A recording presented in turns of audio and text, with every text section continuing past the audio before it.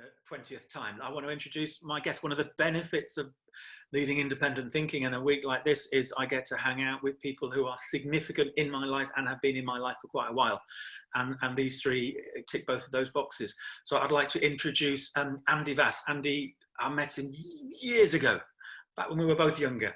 And he was doing a lot of work around behavior at that point. And I've seen his career move into this idea around coaching and conversations and really tapping into human development and human potential. Always so much wisdom coming from Andy, which I hopefully we'll see later as we go through this conversation. Thank you, Andy. Gill Kelly, when I first met Gill, she was a mere deputy building a brand new school, working out where to put her pineapples. And then she became a school head teacher of a complex inner city school in the Bristol area. So I've seen that, and now she's left that and she's doing all sorts of amazing things all around the world with a constant focus back on values and on people and having the right sorts of conversations. So Gill, thank you for coming along. Always a pleasure. And then Jackie, who's the relationship goes even further back, I think. Auntie Jackie, as she is to my children. First met Jackie when she was the head teacher of a school which she started off with I think, as the TA.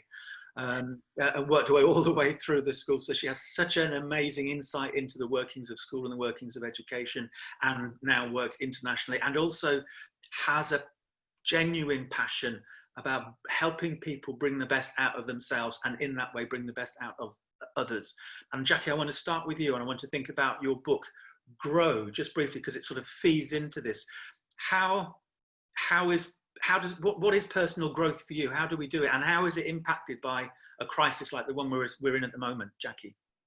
Well, first of all, I need to just say that my own journey from sort of anxious 20-something-year-old, full of worry and anxiety, to someone who has become pretty fearless in my olden days, is part of the reason I'm so passionate about this, that there's so much sort of suffering, because one of the things we haven't realized during this whole pandemic thing is that the most contagious thing is thinking. Thinking is contagious, and when we get together with people and we share anxieties and worries, it sort of feeds it. And I suppose what my journey through headship and training kids and loving teaching and now working with organizations and coaching is that understanding that my book Grow tries to get us to realize that the only way we can really be resilient and confident and able to achieve everything we want to,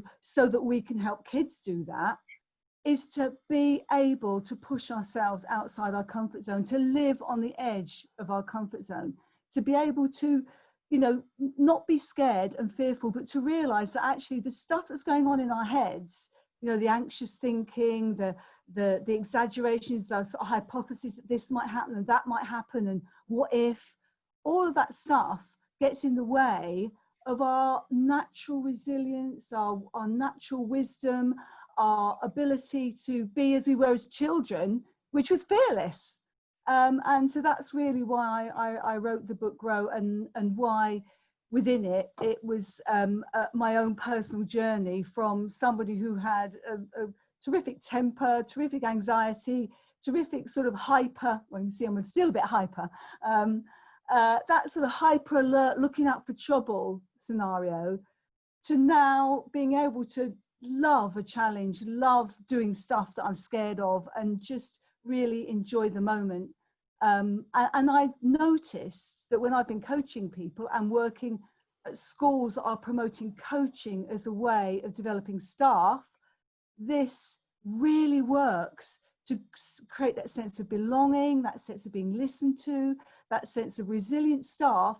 And you are not going to get resilient kids unless you have resilient teachers who aren't afraid of doing something slightly wrong, you know, because one of the things you said earlier, actually, in one of the podcasts, one of the webinar sessions, Ian, was that you have to break the rules to be creative.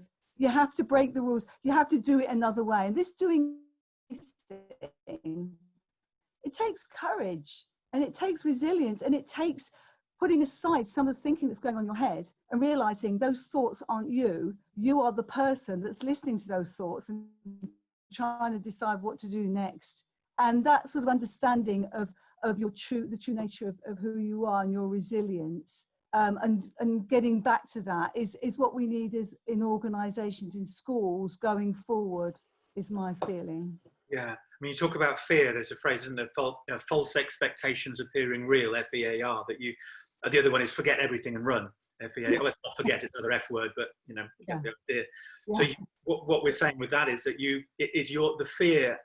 There might be things out there that are scary, but the fear is generated by our own thinking. Is that right?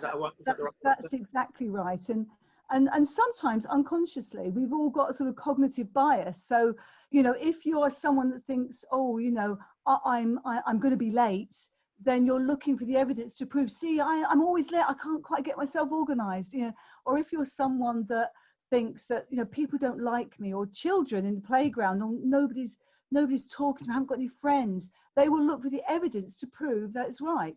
So our cognitive bias, we're always, without even realizing it, proving our ego, if you like, to think about ourselves. Sorry, Jackie, can I just add something to that, please? Yeah, you do, Andy. Yeah, I think there's a couple of really significant bits that you've talked about there, Jackie, and one is often kind of, in my experience, kind of brushed over or not really connected up. And there's an unassailable truth, which is that you cannot give somebody else something you don't have. And you know, we talk about, you know, I've been into dozens of schools that are promoting, for example, growth mindset. And it's something they're doing to and for the kids. But actually, the adults across the school community are not living, you know, they're laminating it, not living it. Yeah. And, you know, I always have the airline safety briefing in my head. It's one of my favorite kind of metaphors, which is, you know, fit your own mask first before helping children. And you've got to go first. When you consider the simple truth that all children learn through modeling in any context, that's how they learn. Then we have to go first. And there's something interesting, and I'm sure all of us will talk about this during the course of this session, and its use of language, because you know, when we talk about comfort zones, immediately you encourage people to step out of their comfort zone. There's a sense of being uncomfortable, which people don't really like. But actually, it's not about being uncomfortable. It's about being different. It's about doing something new. And everybody's done that all through their life, whether it's learning to walk, ride a bike, swim, you know, make a relationship.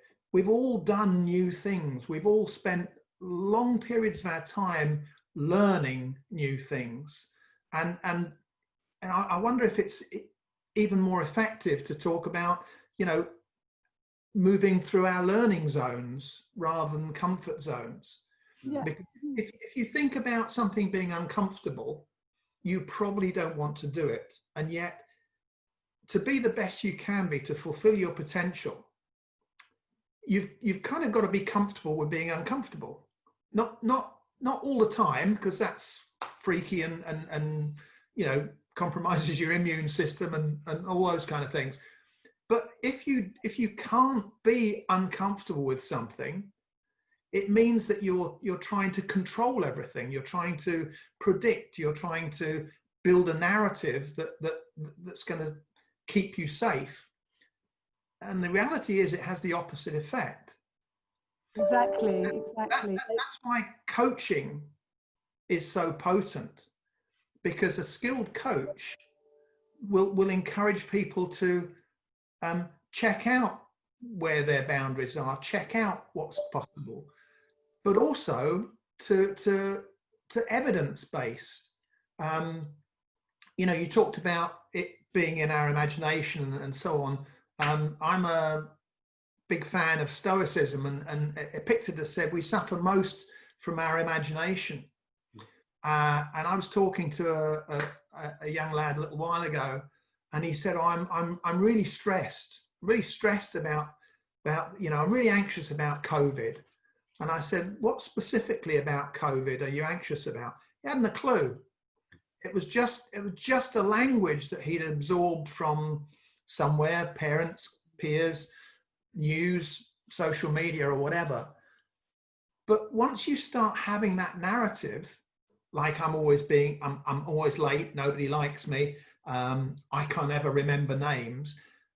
The neuroscience is that you start becomes the truth. Yeah, becomes the reality. Yeah, it becomes a reality. And the metaphor that I always use is something called a thinker and a prover, which is just a simple way of saying what you said, Jackie. You can think anything you like, that that the world was made by a giant hippo called Eric, or not. But then you start to look, the way your brain works is you start to filter in the evidence to prove you right, because your brain will never make a liar out of you. But that's where the metacognition, the fact that the the being able to stand back from your thinking, absolutely, gives you that strength, because once you can stand back and think, hang on a minute, is that true? Is that really true? And how wasn't true? It's those sorts of coaching questions. I'm sure Gill would agree with that. I'm going to bring Gill in, because Gill, you got a battle to get a word in edgeways here. Well, I bow to my. You're a very good listener, Gill. It's good. Honoured to be in their company, so that's fine. Both Jackie and Andy have used the C word, the coaching word. So, and you are so passionate about coaching. Define it, because I think a lot of people may have heard of it but not really know what it is, what's the difference in coaching, mentoring, counselling, training. Just define what makes coaching special, and the impact that coaching has had on you personally through your the challenges and the anxieties and everything that you've had to face, Gill. So coaching is definitely not mentoring, and this is the thing I really want to make it really clear. You can coach somebody on anything. They're very different skills. Essentially, who is the person in front of you? What do they want? Where do they want to be? And your role is to take them and help them to get there. Mentoring is, I've done your job, I've done your role, I've got something similar to you, I've been through it, I can help you and advise you. Coaching is not that. Coaching is not therapy. Therapy is, let's take you backwards and talk about issues in the past and let's try and solve them before we come any further. And coaching is not that either. Coaching is very much in the present moment. And I was trained by the Coactive Training Institute methodology, where you coach the person, not the topic. You coach the person in front of you, and you make sure that you hold their goals and their sort of where they want to be to your heart. And where you start with coaching is your values. And you talk at the beginning, Ian, about how do you use coaching in this current, when we return back, what now requires, and I found what Jackie says, courage, requires courage. But if you've got these negative voices, and in my training they're called saboteur voices saying, you're not working hard enough. Who the heck are you to think you could do that job? Get out. Someone's going to tap you on the shoulder and tell you to get out. And you don't do things because if you do that, Gill, you'll just get lost and there's no one there to help you. There are various saboteur voices that will be telling you all the time that you're worthless, you're useless, and there's no point. Just stay in your comfort zone. Don't go any further. What coaching does, as Jackie says, and as Andy says, it just pushes you out far enough into that stretch zone that it helps you to grow. Not so far that actually you run away screaming, but actually that you are developed.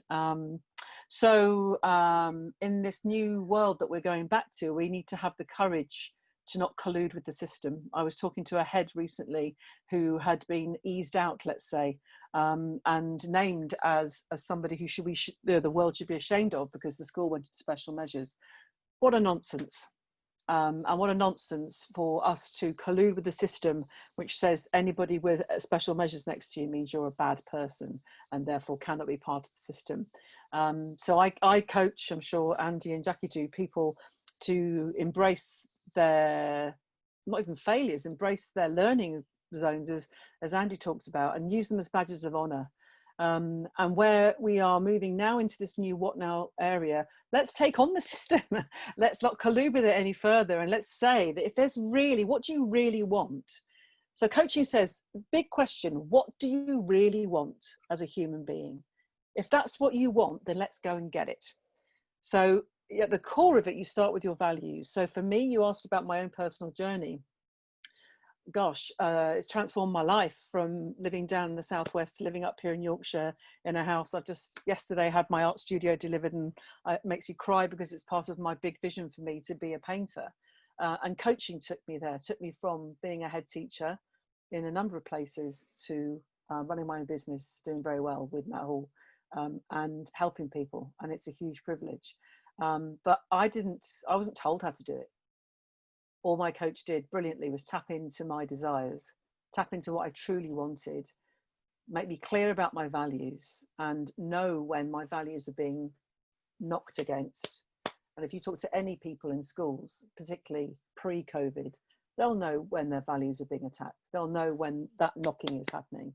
So if you know what your values are and you know when they're being knocked against, how are we going to take those values in the what now post-COVID scenario and say, I'm not going to let them be knocked against anymore. I am standing up I'm claiming my values, and I'm going to wear them with pride, and I'm going to manifest them in the way that I do things, in the way that I live my life, and the way that I'm a teacher, a leader, whatever we do. So coaching essentially makes you fully alive. Yeah, the values, so many of the conversations have come back to values over the course of the week. And also looking at what my wife is doing in her school, how much of it is keep coming back to your values, keep coming back to your values, and this idea they're not laminated, they are lived, as we've heard. I'll come to Jackie about values. How do you actually? No, the other thing I want to say, a great example of the friction that you're talking about, Gill. You see it at the moment in England or in UK in politics, where you've got an organisation that is demanding loyalty as their number one value, with individuals some of whom are putting integrity as their number one value. And that you can see it's been largely been played out in the press and in Twitter, this conflict in the values. And what I've seen through all the years I've been going into schools is when there is that conflict in a head teacher's mind between their personal values and the values that they feel are being imposed on them, it makes them ill. 100%. Yeah. 100%. Yeah. Jackie, in terms of Jackie, in terms of values, how do you know what your values are? Are there any sort of strategies or exercises or things you do when you're working with people to help them? Do people think they've got values that they haven't got? Do they think they haven't got some that they do have? How do you unpick values with people, Jackie? I think that the first thing as a coach when working in a coaching role is that it's that belief that this person in front of you absolutely has all they need inside themselves to move themselves forward. That there's no sort of I've got an idea of what you should be doing or thinking or valuing. And I think once you help people to sort of just think about, as Gill said, what is it that motivates you? What is it that you want? When do you feel the best version of yourself? Who are you with? What are you doing? And that helps people sort of tap into, who am I really? Because half the problem is that we think we're this sort of, in your head, you've got the argument going on between doing the right thing, doing the wrong thing, whether you're good enough, whether you're not good enough. It's always sort of that little battle going on in your head. And sometimes you don't know which of those you are, or which is the real me, and that can be an issue with values. So I think that the answer is to say, to once they step back from that metacognition and look at those little egotistical arguments going on inside your head and realize, well, actually, neither of them are me, really. Actually, who am I in that case? And then you start thinking about, when is it you feel in the moment, joyful, absolute yourself? And they talk about things like family moments. They might talk about being on a bike ride or whatever it is. And suddenly then they can think, well, yeah, actually what matters to me is absolutely when I'm feeling in the moment, when I'm feeling absolutely who I really am, not not the power whiz at work, or the friend that is always on form so I can socialize with everybody and be the laughing stock or whatever.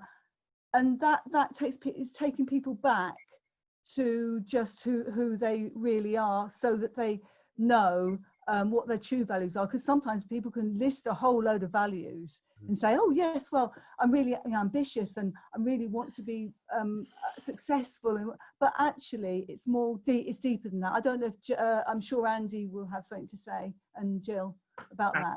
Andy, have you ever come across somebody where you've been thinking about values, whether suddenly realize they're in the wrong job, Andy? I've come across people who other people think are in the wrong job. I think what Jackie, how I interpret what Jackie's saying is one of the most potent words, and I think it's something that when we live our life in this way as often as possible, we become more of who we really are, and it's authenticity. Where we get this dissonance between what people expect of us and other people's expectations and what we believe and what feels good to us, that's a challenge to our authenticity.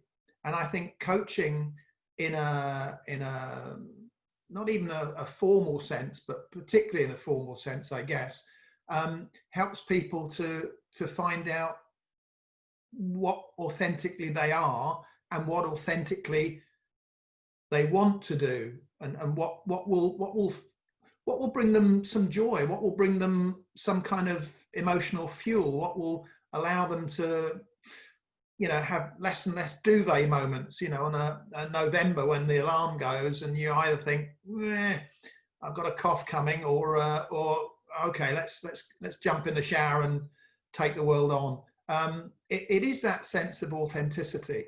And one of the key questions in coaching, and it links Gill and Jackie, what you're saying perfectly, and I totally agree, is what's important to you. Because I think that gets, subsumed in government edicts and social media and the media portrayal of education. What is actually important to you? And we've been massively privileged in meeting people across the world that we've worked with who have taken that as their starting point for how they will be in their schools and how they want their schools to be and the people in them. And that's, what you were saying about put the human being first. And it's that need for external validation that often confuses our values. Perhaps as a child we're looking, and I think actually especially girls, possibly, that wanting to please people, do the right thing, and then we're looking, and social media of course is enhances that addiction to external validation. But what values are really is internal validation. They're actually understanding what really matters to you, whereas we are a bit hooked on doing the right thing, for whether it be in schools, for Ofsted, for our whoever manages us, and I think that being able to separate, understand how not to be quite as addicted to external validation, and we all are, whether however spiritual we might be, we still want nice things to be said about us, and we want to be liked, of course we do, but it's just not finding that matters so much that it's destroyed. As you say, Andy, you aren't authentic to who you really want to be, and you get a job that somehow isn't even you, and you find that sort of incongruence which causes mental stress. It really does. I think you can like or dislike the things that people say about you, but it doesn't mean to say they have to define you. And the mindset stuff, the Carol Dweck stuff, I wanted to find out her original research, so I sort of traced it back from there, really, rather than the populist version of it. And the mind frame, I don't know what she calls it now, but she was the number one thing really that I took away from that is you are not your exam results. And I think, and you talked about the girls, and I said, yes, there will be boys like this and not all girls, but I see it in all the schools you go into, it's the girls, so many of the girls who define themselves by the external validation of the exam results. And as soon as you take that away, you are not your exam results. It changed my daughter's life when when she was at school, because she wasn't getting the exam results that some of her friends were getting in quite an academic school in Hong Kong. And she took it as that, this is who I am, not as good as them. And it's, no, that's it. It's a measure of something, but it doesn't define you. And I think working, and I want to come back in a little while to working with children and the coaching of children and getting them to think deliberately about, in a positive way, that it can be transformational for them. We'll bring it back to children later. I just wanted to go to, I wanted to go to Gill. I can't remember what I was going to ask you now about all of that. Oh, yes, it was a question, and I'm not going to say who it's from, but it says, what do you do when your values are not aligned with those of the people who make decisions in a school? And I've come across this time and time again. It's sort of, well, you're telling us, go and tell them, or I'd love to, but the head teacher or Ofsted, or there's always another reason why you can't be your true, authentic self in the classroom. What's your advice there, Gill? So when you're in a situation where you feel quite helpless, or you can't, in that kind of thing where you've got government directives, what a coaching conversation can allow you to is get to what is it that you well, firstly, how can you be with that? Sometimes you can't. How can you be with the fact you can't change it? Because all you can do is decide how you're going to respond to something. So if your values don't align, how are you choosing to respond? Are you going to be angry about that? Are you going to get stressed about that? Or are you going to do what you can do from your authentic position of working in the classroom and doing what you can do that aligns with your own, in your own sphere of influence? So a lot of pain and angst can be generated by people who feel that they are being done to and they have no power. So one common way of doing it is just being with it. How can I be with it? The other way is that you reframe it. So if something is feeling like a values misalignment, you can say, and this might seem really hard to do it, but you go, okay, so what's the gift in that? What's that misalignment telling you? What's that dissonance telling you? What are your next steps in your life if you've got that dissonance? Do you stay? Do you go? Do you do something in the middle? Do you write a blog? What do you do? What are the next steps? So everything, wherever you see a kind of, I have to do some sort of visual, physical thing, wherever there's a kind of shuddering against something, there's learning in the joint. There's learning there. So what is it that I'm going to take from that? So the way I coach you, that you've got various allies in your mind where you can appreciate things. You always see a gift in something. You can be a listener, and you just listen and hold a space for someone and listen and really tune in to what values are being put out. And I think one thing I would say about this thing about values, rather like people who come to me, and I'm sure with Andy and Jackie, and say, these are my values, and they're on a plaque and they're in the foyer. Actually, what my values are really different. And I didn't realize they were really different until I had this conversation with you. The same with what we perceive values to be from mantras on high or from people around us. We all need to be cognizant of nuance and sophistication and really listening for values and not knee-jerk reacting to stuff. So there's a thing about coaching where you slow down and listen, and then choose to respond in the way that you wish to from your authentic self. And that in itself is far more empowering than feeling that you're being done to by a set of people that you have no power over. Okay, thank you, Jill. Reframing, I think, is really powerful. Let's come to Andy. One of the things I really love about your work, Andy, is you just talking about conversations, having the right conversations that will facilitate, whether that's between adults, with an adult and a child, between children. What sorts of reframing conversations starters might somebody take away from this? How do you make, when there's that conflict going on, how do you just pattern interrupt and move them in a different direction? Yeah, I mean, what you're saying is absolutely true, and there's a kind of a deeper sense to it as a human being, that autonomy, sense of volition, having some control are massive psychological drivers of human beings, because ultimately nobody likes being told what to do or what to think or whatever in almost any context. So there are things that we can't influence directly, but there are also things that we can do something about. actually, I didn't explain that very well. What I mean is that there are two ways that you can gain autonomy. One is by taking direct action. You can write a blog, you can leave, you can do something different, and the other is how you process it, the meaning making bit. And this actually links what we've all been saying, which is that stress is an anxiety and dissonance, or whatever we want to call it, is largely a product of imagination. And our colleague, Dr. Andrew Curran, a pediatric neuroscientist,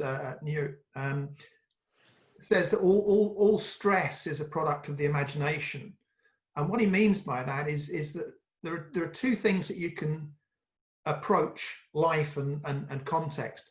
And they're doing, if you can do something about it to bring about change, do it. But if you can't, consider how you view it, consider the meaning you make of it. And stress is in itself is not a bad thing. That dissonance, your gift, I love that concept, Gill. The gift bit is, what is it telling me? You know, it's not a prediction, it's just a warning that something's not quite right. What thinking do I need to do?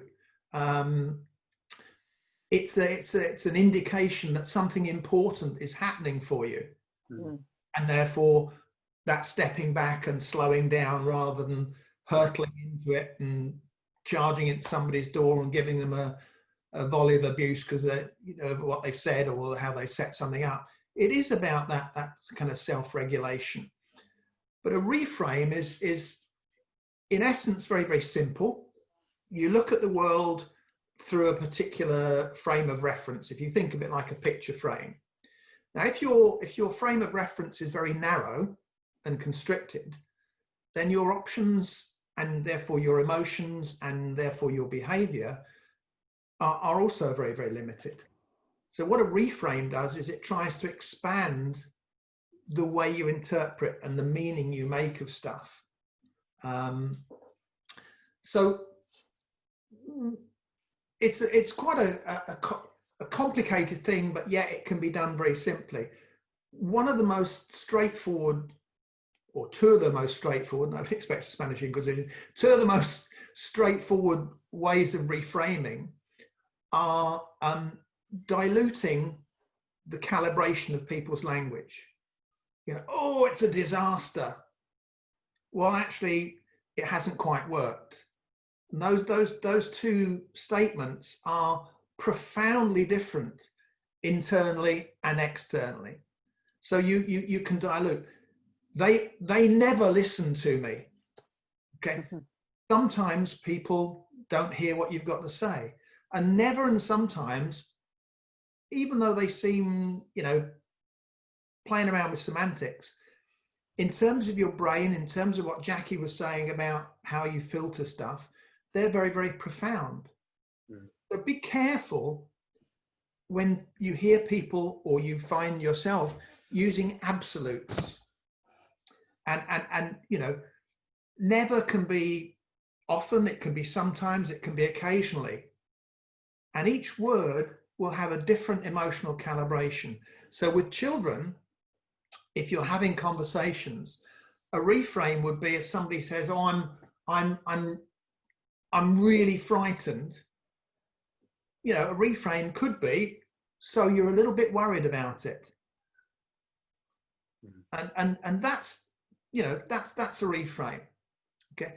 Another very powerful reframe would be to make it temporal, because I can't remember who said it. Might have been Jesus, it might have been somebody else, but this too shall pass. We go through phases. Nothing lasts forever. It might seem like it at the time, but it doesn't. So a reframe would be to use temporal phrases like yet, up till now, so far. And simple example, somebody can't do something. They're struggling with your work. Okay, so which bit is tricky at the moment? Well, up till now, you haven't found a way to fit into that group. Yeah. Yeah. So far, what we've tried hasn't worked. And what a reframe does is it allows the narrative, it allows the internal dialogue and also the conversation to have momentum. You're creating an open-ended language of possibility. Absolutely. I can't do this as a full stop. I can't do this yet. Is an open-ended language of possibility. And it's just little things, but we respond to language we respond to words at a subconscious level. This is how hypnotism works, for example. But so the words that we use are incredibly powerful on ourselves as well as on children, because we yes to messages into their brains in a way that we're not always aware of. The example I give you, I was saying when I'm working with teachers, I'm saying, you've got two children in front of you. To one of them, you says, there's a bit of work on the board, and you say, yeah, when you go to university, you'll need that. And to the other one, you say, yeah, if you go to university, you'll need that. And the only difference is when and if. But that's because you're the figure of authority. There's such powerful messages about you're going to university. Not so much. So being careful of the language is incredibly important, and going back and keeping the anxiety levels in check and keeping open this language of possibility. The words we use are going to be very careful. We have to be very careful with. I want to come to Jackie. I want to talk because I know it's an issue, and I think it's more of an issue from what I read and hear and speak to people about in females more than males.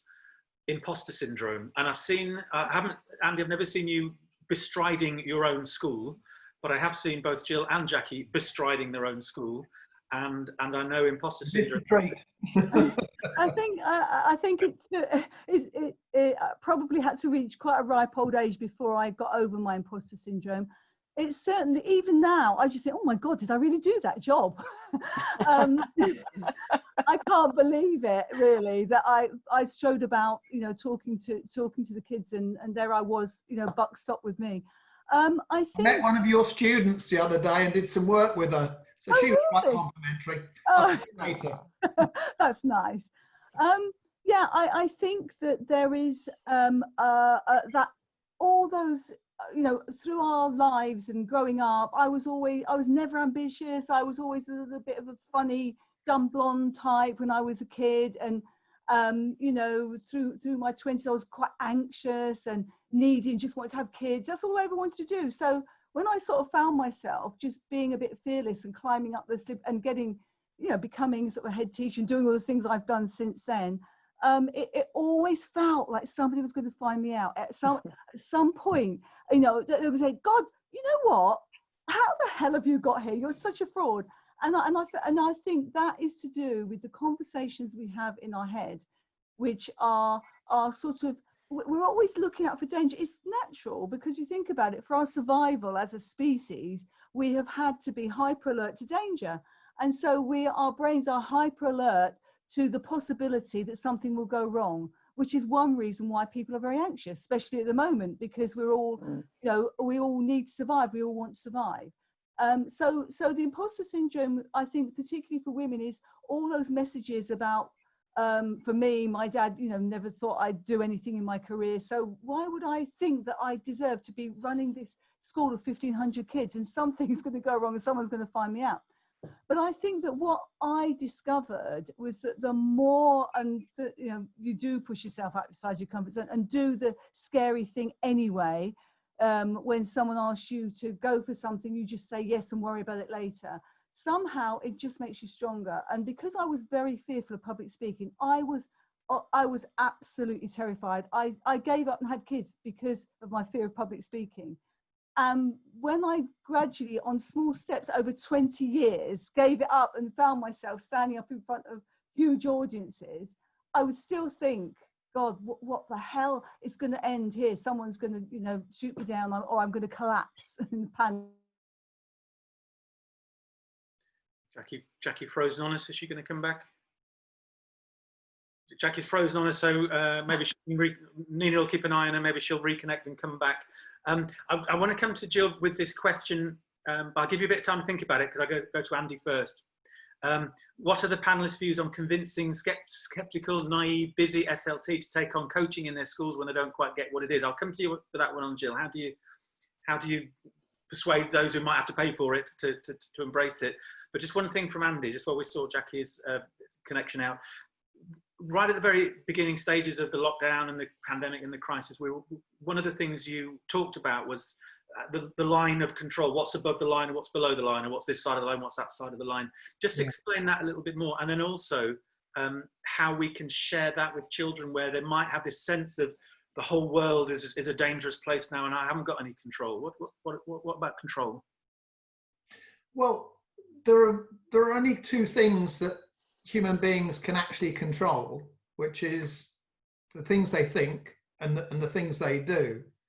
And that's this side of the line. The other side of the line are things that are outside your direct control. But as Gill said, you can still choose how you respond, you know, the doing or the viewing. And where people get very, very upset, stressed, ill, is by missing where that line is, by trying to control things, by trying to predict things, by trying to make a neat parcel of things that they have no control over. And that's a safety thing and a security thing. But it's really, really important to help people realize where that line is. And you know, convincing them is not something you can just tell them. You have to experience it. Do some activity, do some fun things, do some pictures, draw some lines. And because we're in a time, Andy and Gill and Ian, of change, the one thing about having a sort of cognitive flexibility, which is what I suppose I learned to have over the years of realizing I could doubt those exaggerations in my head, that cognitive flexibility means you can change. And we are all going to be in the state the next 5 years of everything is going to change. And how are you with that? And how are you going to cope with that? And can you feel that you can reframe and do the things you need to do to be able to survive, and not just survive, to thrive, and help children to do that? Because children, in my view, after this pandemic, are going to be very vulnerable because they have listened to all the worries and anxieties of their parents and caught little bits off the news. And that's why the idea of having a coaching culture where we listen a lot. We spend a lot of time listening to each other as staff and children, listening to each other and listening to children, so that they can actually realize and verbalize their thinking, because there's nothing more dangerous to your mental health than keeping it all inside your head. And I know that from sort of people that I've loved who've died, you know. If you keep it all inside your head, and boys actually, interestingly, are very prone to that, I think, keep it all inside their head, their worries, their anxieties. But what we need to do is verbalize them, and then they don't seem quite so, you can actually start questioning them and getting curious about them. Behind you, there's the Learner's Toolkit, which grew out of your work directly in school, teaching children about thinking and learning and emotional intelligence.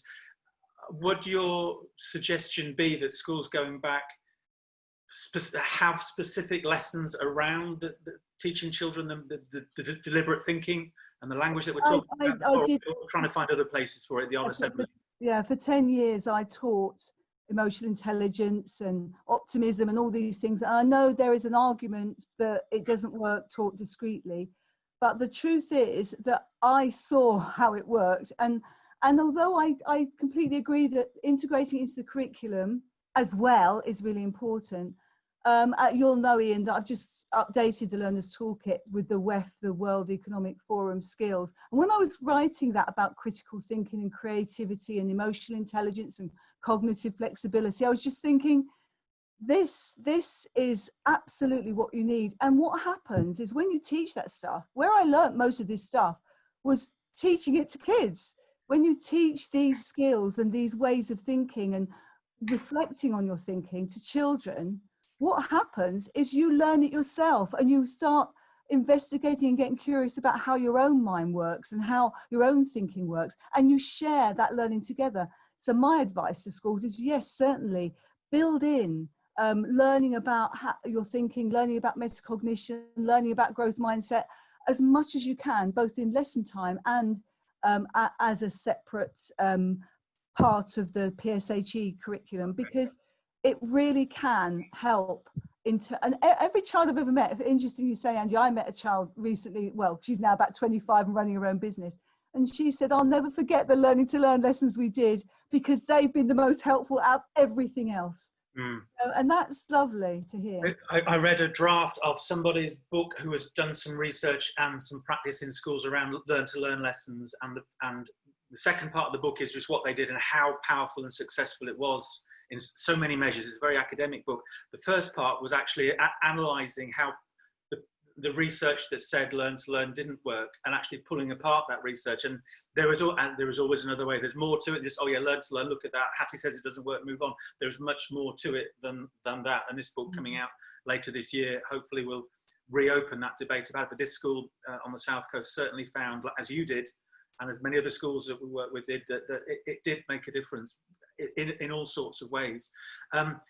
I do want to come back to Gill on that. There's another question come in, and what I like about this, and I'll start with this with you, Gill, because it resonates with something we talked about, I think, last week.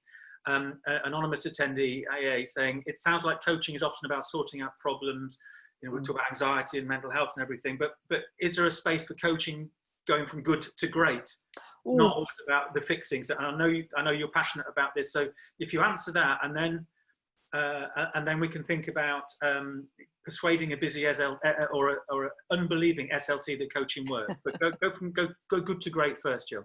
What a brilliant question. Absolutely. Coaching is not about deficit, purely about deficit. It's not taking, oh, I feel really terrible, and turning it into reframing something good. You can take something that's good and turn it into something that's absolutely out of this world. And you start with what makes you feel fulfilled, what makes you feel alive, and how can I be in that state for as long as I possibly can, till every waking hour, every sleeping hour, I'm in this alive state. So absolutely, as I said before, you take a client from where they are in that present moment to where they want to be, and it could be going from good to amazing. So absolutely, it's a powerful thing. And your question about how to persuade a cynical, ignorant, dare I say, SLT about it, well, the first thing is they need to experience it. I think it's really hard to understand what coaching is unless you feel it, I've just come off a call for a head in Germany, and where I did an introductory, just did a little bit of coaching around something he was worried about. And he went, oh my God, I had no idea. I read about it in the book. I'd read about it, but I didn't know that's how it felt. Coaching is about how it makes you feel. So you've got to feel it. And the other thing is, whatever you do with coaching, in whichever way you introduce it into a school, it will have a positive outcome. So what I'm experiencing is we bring coaching in, so we're working with schools in China, and we are training pastoral leaders up to be able to help children, Chinese nationals, to express their emotions and to offload. And that started off with training the staff. What's happened is it's started to embed. We're now going to our third year, and it's embedding a coaching culture around the whole school, which means staff know how to talk to each other. And it's not necessarily, it just becomes a culture of acceptance and holding a safe space. So wherever you put coaching, it will always have a positive byproduct. And however you choose to do it, whether it's SLT being one-to-one coached, and they can have taster sessions to try that out, which costs nothing, by the way. So that always go down well. So free goes, have a go with it. Once you understand and feel how transformative this thing is, then it's up to them to say, well, okay, well, let's do it in this way. Let's work with the children. Let's build a well-being culture in the school. It's so flexible. Coaching can be used in many ways, in a variety of ways. So that's it. It's flexible, transformative, and they've got to feel it, and they can feel it for free. Give it a go. Give it a go. It is worth highlighting, I suppose, not that it's the independent thinking. We've never put a coaching product, if you like, out there, but we have had conversations, knowing how difficult things can be, how challenging, what a gift we've got at this current moment going back. So with Andy, Gill, Jackie, and also Julie Rees and Matt Hall, Gill's business partner, we're putting together independent thinking coaching package, if you like, to really support schools, leadership of schools going forward over what will be a really interesting, challenging, exciting, gift-filled time for the next 6 months. So sort of watch this space for that. So I think that's a really good question with regard to that, because I've been skeptical. I haven't gone through a coaching process, although I keep being told that I should be, and I need to. It's something that I need to do. So yeah, go on, Jill. I was just going to say, actually, maybe it's something else that you said. It's not for the faint-hearted coaching. You know, there's courage involved in this. So if there's a perception that it's fluffy hug a tree stuff, it couldn't be further from the truth. You have got to do the work on yourself, and that takes courage and bravery. So take your CPD budget, strip it out of the stuff. I was talking to a head yesterday, take out all the school improvement stuff, because what coaching does is it improves the school from the heart of the leaders and people in it. And that disseminates all the resources you ever need to improve a school, because we all know how to improve a school. But actually our inner resources to resist the external nonsense and take it from ourselves, that is far more empowering and cheaper, dare I say, than buying in loads of courses that make absolutely no difference. So it's courageous, and in the end, you'll save money. The voice of experience with our budgets. Yes, yes, absolutely. We've got. Actually, that's it. It's 13. In my world, 13.59. In your world, 12.59. That went quick. Gosh, that was really powerful. I hope attendees got so much out of that. We'll put it on video. We'll put it out online next week, all being well. I don't think there's anything was said that any of you want to retract. So that was fine. That's a good sign. If you want to carry on the conversation, anybody out there, at ITL Worldwide is our Twitter handle. Please keep that going. Ian at independentthinking.co.uk if you want me to field any questions, you want to find out any more about any of the coaching that we're going to be offering with these lovely people, then drop me an email. Independentthinking.com is our website. You can find out more about Jackie, Andy and Jill and our work. Independentthinkingpress.com is where many of these good people have books out, and the one Jackie mentioned is coming out soon, and she's got a new one, Independent Thinking on Teaching and Learning, which is just come out just recently. At the moment, all Independent Thinking Press books, if you use the code CPD30 at the checkout, you get 30% off. If you buy an ebook, you use a code VAT50, you get 50% off. The government knocked VAT off ebooks just recently, so we're sort of sharing the joy with that. But you have to go to independentthinkingpress.com for that. Don't go to Amazon, because it'll cost you more, and they don't pay their tax, and we need the tax to pay the NHS. Thank you ever so much. Remember the charities, NHS, talking of which, NHS Relief Project, Winston's Wish, Big Issue, RSPB, chuck some money in a bucket or two. Thank you, Jill, Andy, Jackie, it's always a pleasure, and I can't wait to be in the same room with you at some point where it's appropriate and safe to hold each other tight and do it properly. So thank you for that, always. And thank you everybody watching. Stay safe and see you soon. Thank you.